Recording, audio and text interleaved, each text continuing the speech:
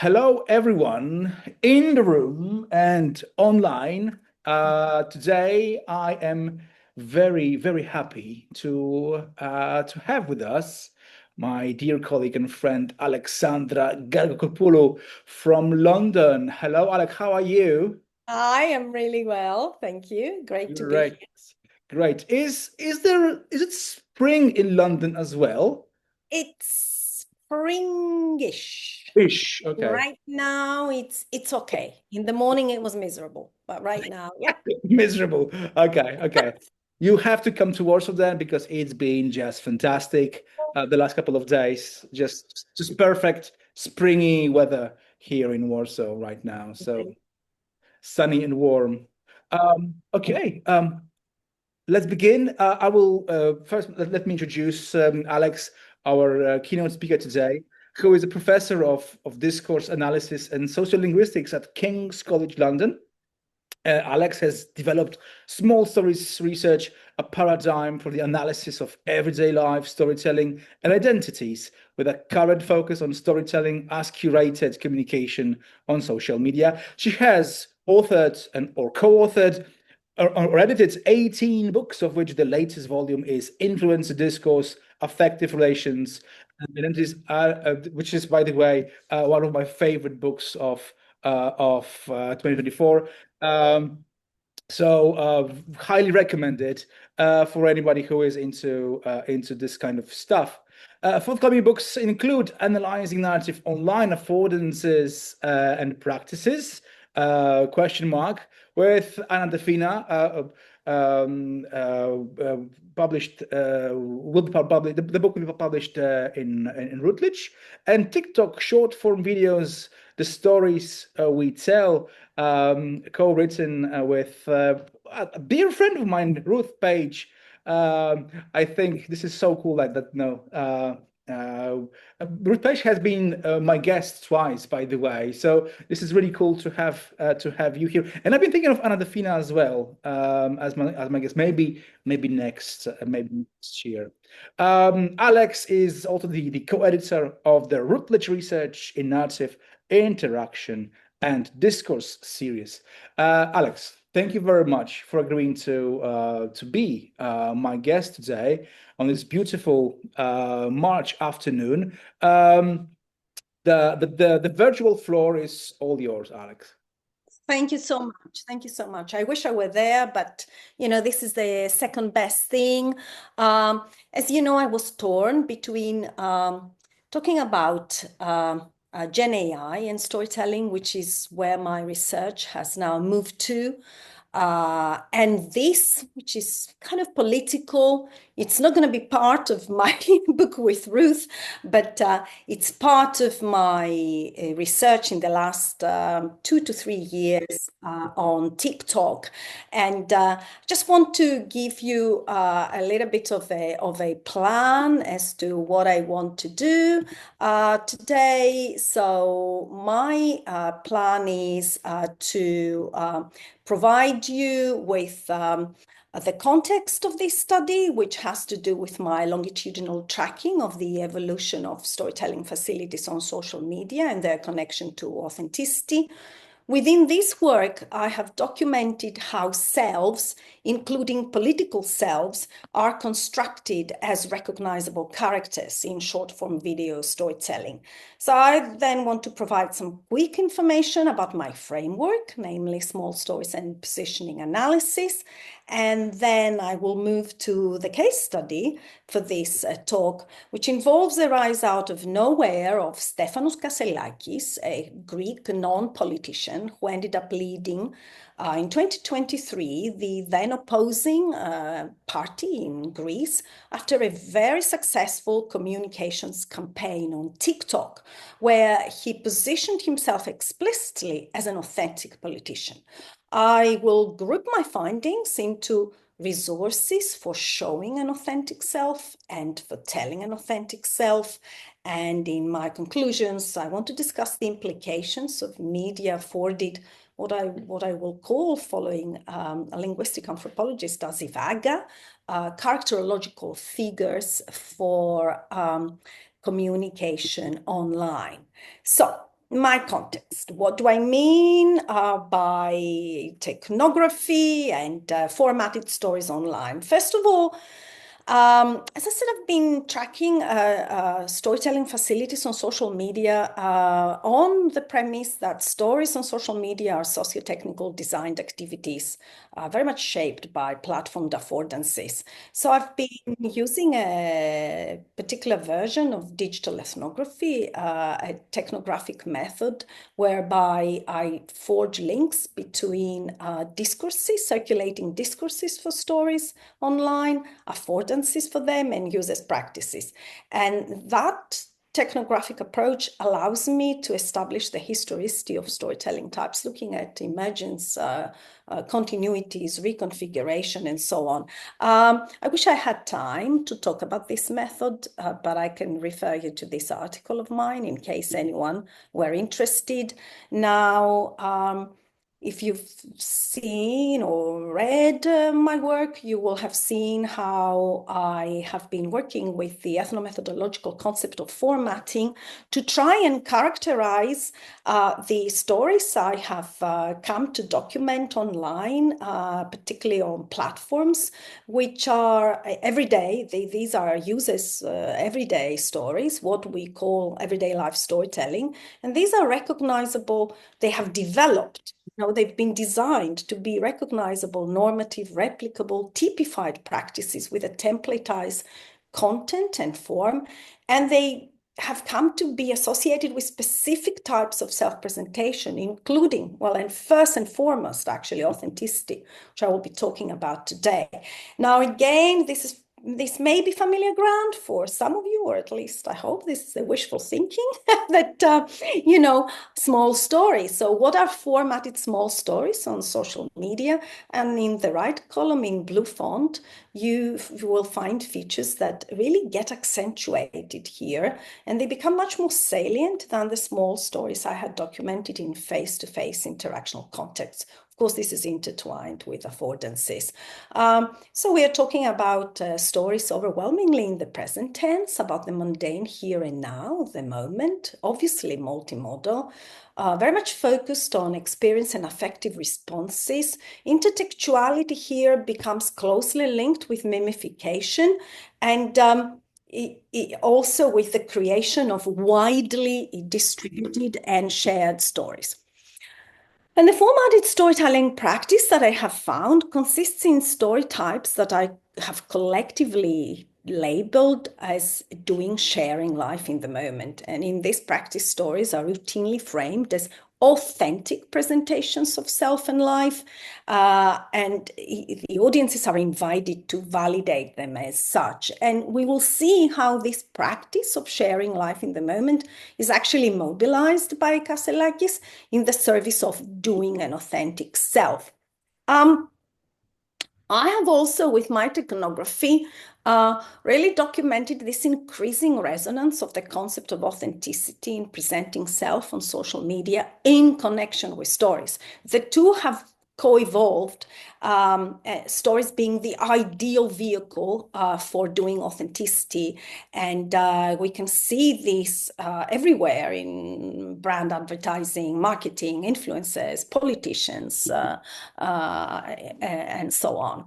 So what is authenticity within this practice, within this platform afforded practice of sharing life in the moment?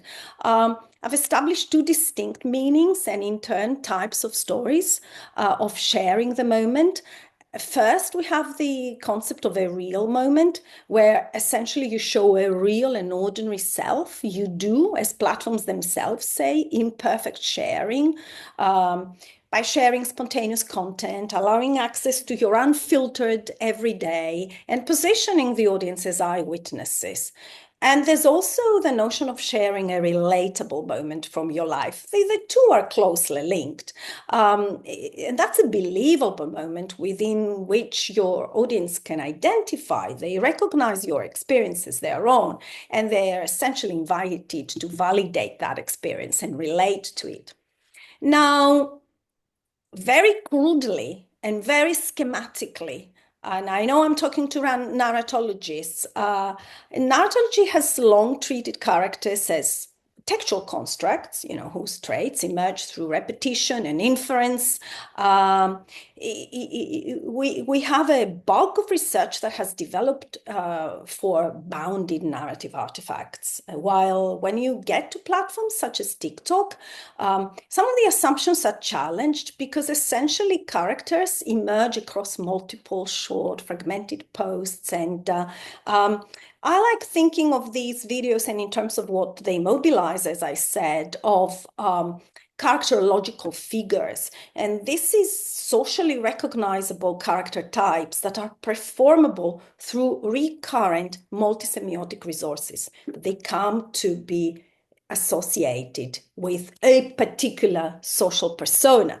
And I have shown this in relation to certain gendered characters, for instance, the sad girl or the pretty girl, and how those have become characterological figures on platforms, including Chinese platforms as well.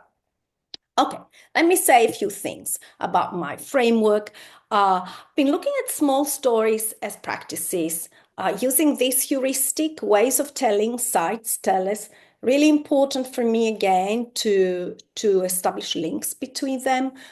Sites involve the social spaces of stories, but also their tale worlds, and tellers are complex entities and partly communicators, but also partly with social identities.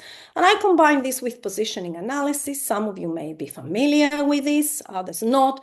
Essentially, it's a toolkit for analyzing identities in storytelling through seeking to provide answers to the question of who am I? How do I present myself through my story? Now, positioning analysis in platform stories needs certain adjustments in the three interconnected yet analytically separable levels, given the multimodal nature of the stories and, of course, platform affordances. So for level 1, where we look at the self as character interacting with other characters in time and space, we've got to look at how different semiotic modes connect with one another, and we'll see how in Kasselakis' case this works. Level 2, we've got to take into account any cues, any projections in the videos themselves vis-a-vis imagined and intended audiences.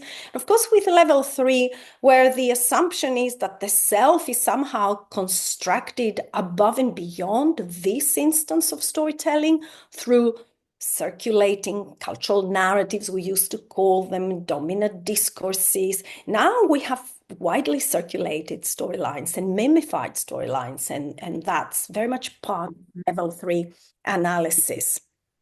But level 1 is what mainly looks at character construction and positioning, and we'll focus on level 1 for Kasselakis. And at that level, I document iterative ways of telling, links across modes, and I try to identify their role in a story's plot. And also, I look at the types of relations between different modes in a spectrum of aligned versus disaligned connections. Do those different modes map onto one another in iconic, mirroring, affiliated, aligned ways, or are there incongruities, and so on. What's this Kasselakis phenomenon? This is somebody who was literally unknown to the Greek political landscape and audience, and through a series of 35 TikTok videos within 1 month. These obviously form the data set of our study. He achieved, well, not only winning the election of his party, but what political analysts have called a communicative blitzkrieg. And that involves the use of rapid, overwhelming communication tactics similar to the military strategy of blitzkrieg to achieve a quick and decisive outcome in a non-military context, such as marketing or negotiations. A few things about him. Born in 1988, he moved to the States, so essentially he's a diasporic Greek. He has an illustrious kind of career, graduating from Wharton U Penn, becoming Goldman Sachs trader and shipping exec, which didn't quite bode with him claiming the leadership of a left-wing party. He has been, again, unusually for the Greek political landscape, open about being gay, has introduced his now husband, Tyler, to Greek voters.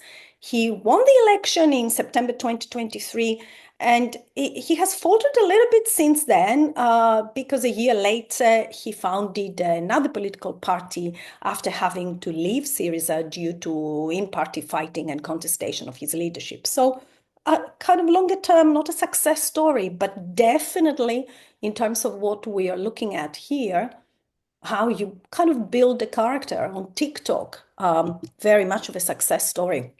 And we can actually go back and see how late he entered the contest and succeeded in 1 month from being unknown to win the hearts of the voters. The rest of the candidates, I have to say, had served as ministers when the party of Syriza had been in government between 2015 and 2019. First time in Greece ever that a left-wing party was in government. And so they were very experienced politicians with a track record of campaigning.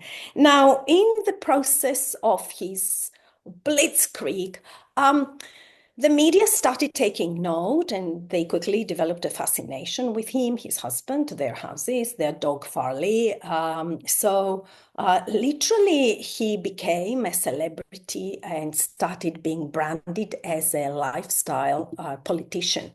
So the charge started being that Kasselakis was heavy on life story and truth, but very light on policy, something that you can see this was picked up in The Guardian here in relation especially to how his first TikTok video was not really a political manifesto, but he just told his story. Hello, my name is Stefano, I have something to tell you.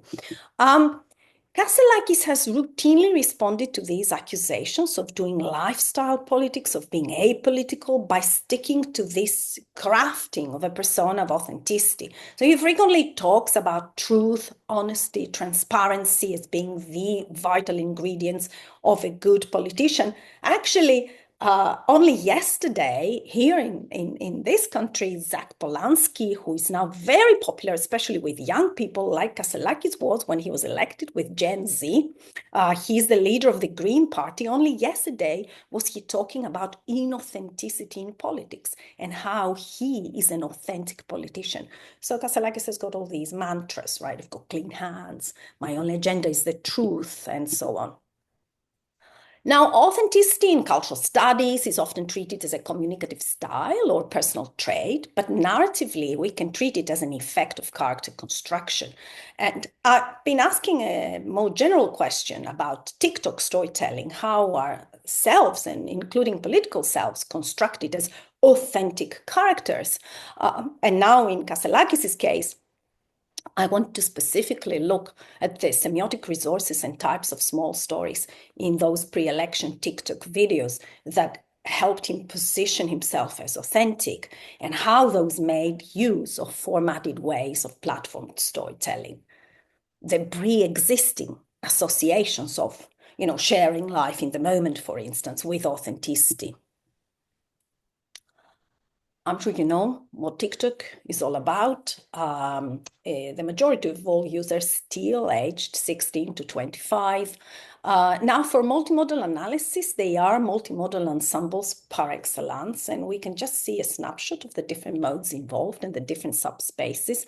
And the analysis has somehow got to figure this out in terms of at least resonant, not a fully comprehensive analysis, but at least resonant elements from each of these modes and how they connect. So our data set, those 35 TikTok pre-election videos, and here is what we normally do, how we normally work with TikTok videos. We have very big, they're getting bigger and bigger Excel sheets and I'm showing you snapshots with information about the videos, their metadata, very important to keep all that. One first type of analysis we tend to do just to get an overview of lexical and thematic associations of the captions. In Kasselakis' cases, we have speech automated captions to use corpus methods. This is not a proper corpus analysis because it's a very small corpus and we can't have reference corpora and all that, but it still gives us an indication of word lists, of top keywords, of what these keywords collocate with, of word sketches, in terms of what the modifiers of different words are. I'm being too much of a linguist. I'm rushing through these slides. Word clouds, before I lose some of you, word clouds. All this is very useful prepping work for positioning analysis level 1. But I'm not saying that you absolutely have to do this. It's almost don't try this at home if you don't have a linguistics background, and you can still do good analysis. And in terms of visual format coding, you might say, is it important now if it's one person or if he's sitting or standing or if it's a talking head? I will show in the next slides that that's actually quite important. So we want to have a sense, particularly when we have lots and lots of videos of what is mainly going on. Also, we have other ways of just taking note of things that are happening in the visual coding. And some of these things may not make it to the analysis. Okay, let's go with this reading. Okay, I think Paulina, you may. That's a problem. Sorry about that. Good, don't worry. But in his case, clothing, for instance, really important, as we will see. And finally, at last, you might say something more narrative, more recognizably narrative. Obviously, I look at what types of small stories do any of the types that I have documented before work here? How do they relate to one another? What types of microplots do they present? How do they begin and end? A little bit of a conversation analytic analysis, what self-claims are made, where and how. And for the speech and captions, which form a basis for the multimodal analysis in the sense that I'm looking at how they map onto the visual, video, oral. I also do a kind of a deictic anchoring analysis. In very simple terms, I look at pronominal choices, time markers, space markers, and evaluative attributions or disclaimers for self and other. And they can be endlessly revealing in very different types of short form videos that I have looked at, from Gen Z when stories, to identity crisis stories, to Kasselakis, to sound trends and so on, because we've looked at lots and lots of different types of trends, especially with Ruth. Okay, so sharing life in the moment involves showing and telling an authentic self, and the prevalence of that, now this is where those corpus, the dreary methods are coming handy, because the prevalence of sharing life in the moment is very clear, and they're overwhelmingly, obviously, the videos about the here and now or the near future, but also in terms of linguistic choices, the two keywords are here and together. So Kasselakis is really grounding his stories in the here and now and in interaction with his followers. Now, in small visual and video stories, I often find what I call intermodal densities of show and tell. These involve iterative connections across captions and visual and video modes, and each mode contributes to one aspect of plot. It tends to take on a different narrative function, and authenticity derives from those densities of show and tell. Now, again, simply and crudely speaking, in narrative terms, tell obviously includes explicit evaluations and framings of the story, while show is about more immersive work in the unfolding action. So one of the things that happens in terms of Kasselakis showing an authentic self within the practice of sharing life in the moment is by presenting himself as ordinary and relatable. So the appearance of his beloved dog, Farley, in a country that has lately become a dog-loving country is a major sign of relatability. Bringing his mother into the microplot of his stories is another way of presenting himself as a typical Greek man, a mommy's boy. So in one of his videos here, the mother, the left screenshot, the mother calls him on WhatsApp as he's filming himself, and he picks up, while telling the viewers that she thinks she can call all the time. Typical Greek mother. He also recruits what Michelle Zabavigna has called subjective viewing modes. These have been associated with documenting everyday life by vloggers, for instance, where with specific camera movements, we can either see him, center stage, our character, or see with him. And the illusion in these cases is one of eyewitnessing, of immediacy, of physical co-presence. The talking head confessional vlogging camera mode is also often mobilized as a resource for stressing immediacy and transparency of communication. He has those concepts of open, direct, unmediated democracy. So what he often does is the sitting down vlogging type of showing self, and he combines that with live-like Q&A sessions where he responds to questions from followers. And he does one better thing, because vlogging, of course, has historically been associated with domestic spaces and also feminized spaces in some cases, in particular bedrooms of houses, while Kasselakis takes this vlogging type of camera placement outside of his house in the light, as you can see here. He combines this with an interactive here and now response to questions and a direct engagement with his viewers. So it's I'm here, no hiding, open, transparent, looking you in the eyes, right? So what we see is how showing and telling work together in the construction of his character, and the captions follow the rhythm of his speech, and the red font highlights key evaluative words. It's also the color of his party, so the typography itself carries political meaning. So through small stories, which tend to be nested, he tells viewers who he is as a political character. I want you to experience him. Καλησπέρα και ευχαριστώ πάρα πολύ για όλη την παρότρινση και όλα τα μηνύματά σας τις τελευταίες εβδομάδες. Είμαι πολύ ευγνώμων, έχω μάθει πάρα πολλά από εσάς. Και κάθε φορά που έχουμε μια συζήτηση που καταλήγει στο «Μα πώς γίνεται αυτό» και η απάντησή σας είναι «Ελλάδα είναι». Εμένα δεν μου κάνει αυτή η απάντηση. Ούτε σε εσάς πρέπει να κάνει. Τι πάει να πει «Έπινη η Ελλάδα». Η Ελλάδα είμαστε εμείς. Σας παραθέτω εδώ. Now, he uses a lot of irrealis narration. Eliot would be really pleased in terms of hypothetical scenarios, disclaimers, negation, what he doesn't do, what he shouldn't do, what others shouldn't do, what should do. And these irrealis stories, also constructed dialogue of that kind, generic characters, we don't get to find who asks these questions. It's someone unspecified. But these irrealis stories then shift into what I have called small stories of directives, like what you get here in the second paragraph, where he moves from I to you or we, inviting followers into action. So I'm giving you here a springboard. So there, take the baton, add your ideas, the comments, tell us, and they are all sequenced, little packaged, temporally sequenced, packaged.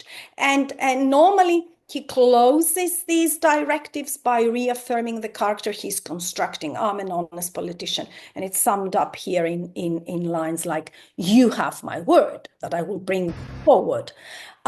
Walking and talking videos are actually the densest moments where showing and telling come together. And here he moves, I don't know if any of you have been in Crete, in this beautiful touristy town of Chania. I strongly recommend it. But he's showing the scruffy and he's showing himself in place. He does that in the everyday spaces of Greece, while at the same time telling a political story about him. I'm not going to translate everything, but watch for a few moments, and I'm going to give you a little bit of a key and context to what is going on here. So he begins with what I call a breaking news account. The previous evening, he'd given an interview, and he was asked a question about politics, and he said, I don't know. And of course, there was backlash to this. And now he responds to this with his usually realist narration. I'm not this, and I haven't done this, and I shouldn't be doing this, and others should have done this, and while he's doing this, though, he keeps walking through the scruffier parts of the town, traffic, graffiti, narrow streets, which visually position him as an ordinary person moving through everyday life. T-shirt, his signature T-shirt, jeans, sunglasses. And at the telling level, he moves from that account to self-disclaimers, such as, I'm not a career politician, and then to a critique of professional politicians. Towards the end of the video, you see the kind of moments of moral positioning where the camera changes first, the camera kind of follows him, so we see with him, and then we see him. He stops, he faces the camera, the word empathy appears in red, and he gestures to his heart.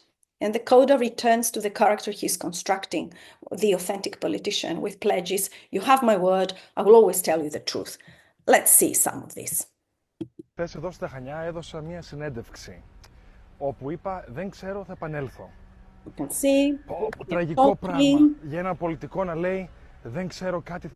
Για ποιο λόγο μας έχουν φέρει σε μια χώρα που έχουμε πανάκριβο ρεύμα, τρένα να συγκρούνται μεταξύ τους, η πιο μεγάλη φωτιά στην ιστορία της Ευρωπαϊκής Ένωσης. Εγώ έβαλα μερικές προτάσεις, οι οποίες με εκφράζουν σαν αρχή, και τις έβαλα μπροστά φανερά στον κόσμο για διαβούλευση. Ο λαός δικαιούται. And at some point, because he wants to present all this as not, this is spontaneous, this is not thought out, he will stop and he will say somewhere here, πάρει ρίσκο σε κάτι στη ζωή του, ξέρει ότι το να λες δεν ξέρω και να βρίσκεις την απάντηση είναι ο τρόπος με τον οποίο δεν κάνεις λάθη. You will essentially stop and say, let's go this way, let's go this way, yeah, let's go this way. Like, I'm not even, I haven't rehearsed where I'm going, but let's go this way. Οι οποίοι σύμβουλοι πρέπει να έχουν πολιτική Now the κατεύθυνση. camera Πρέπει να starts καταλαβαίνουν, really να έχουν focusing on ενσυναίσθηση, him. πρέπει να έχουν This καρδιά is για the να έχουν hand to ένα gesture, πρόσημο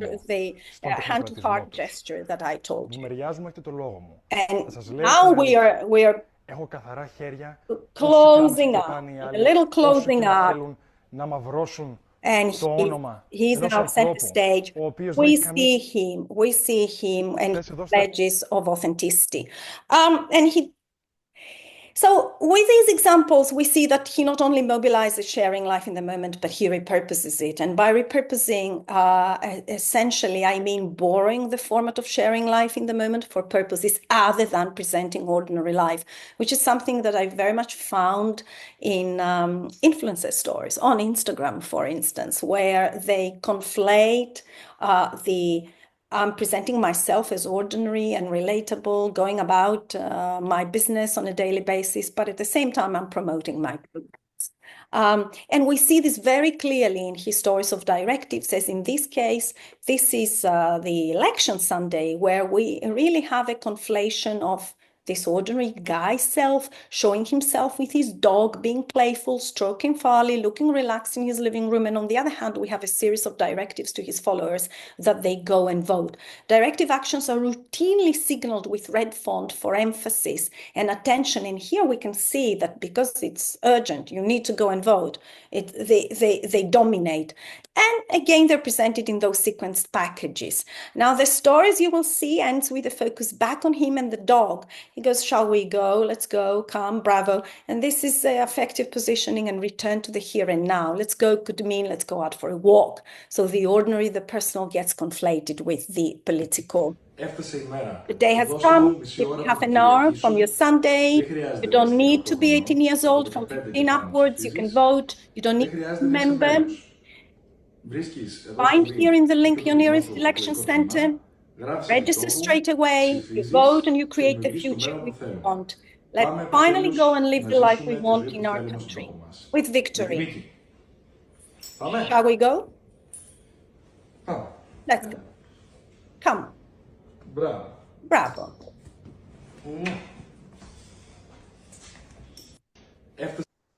Repurposing sharing life in the moment also involves, I don't have the time to show you examples here, chronotopic shifts that allow Kasselakis to move between character roles. While many videos show him as the ordinary relatable guy, as we saw in everyday Greece, scruffy bits, visits to landmark places with historical resonance, like the Greek border or an island where the communists were exiled after the Second World War, or a burned forest. They position him as a witness, a field reporter, a little more professional than the others. He's a travel reporter, and he points out government failures. So through these shifts in place and time and role, he moves between characters while sustaining this broader persona of the authentic politician.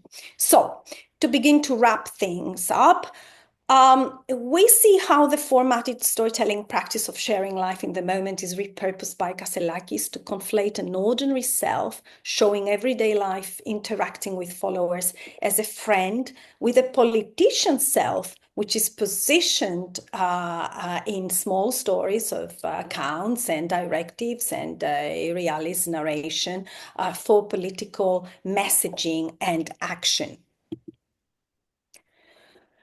What we have seen then is that the positioning of an authentic self on TikTok short form videos of an authentic politician in the case of Kasselakis relies on repurposing a formatted storytelling practice, sharing life in the moment, mobilizes formatted intermodal densities of show and tell, level 1, project specific participation roles based on showing narration, and certainly our analysis of comments, both in this case study and others, is showing to us that these projections are very much upheld and ratified in comments by followers and viewers of relatability. I relate with you and with this.